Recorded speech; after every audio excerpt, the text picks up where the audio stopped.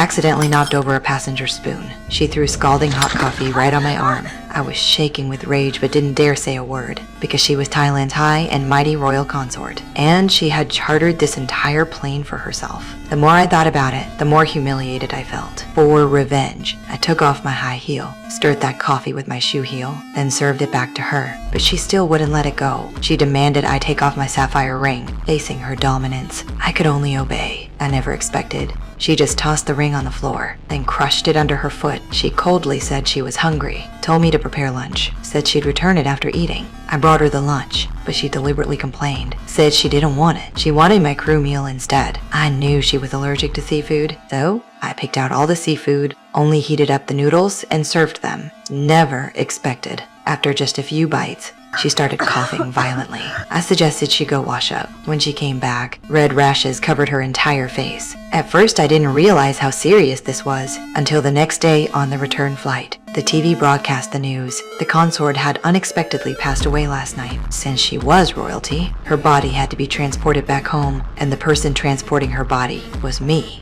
I thought I just had to complete the task, get some sleep, and it would be over, but I never imagined. Mid-flight, the plane hit strong turbulence. The consort's body suddenly moved. I was too scared to breathe. Even worse, she fell straight from her seat, falling toward me.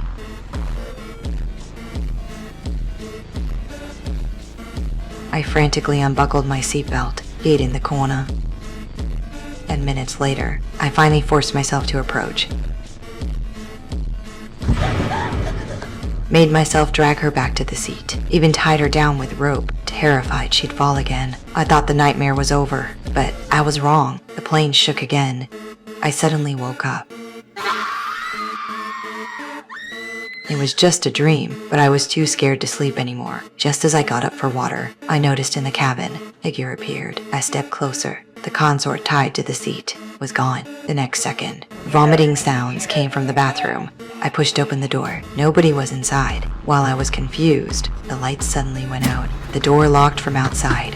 Fear made me pound on the door desperately, but the door wouldn't open. Suddenly, a dark shadow appeared behind me. I screamed and beat on the door with all my strength. Barely managed to escape. But right after I got out, a service cart came crashing at me. The shadow appeared again in the corridor. Terrified, I grabbed a fire axe, shouted for the captain to open the door. But he thought I was crazy, refused to help me. In desperation, I smashed at the glass. The captain had no choice. He finally opened the cockpit door, tied me to a seat. Right across from me was the consort's body. At that moment, I completely broke down. Could only beg her to spare my life.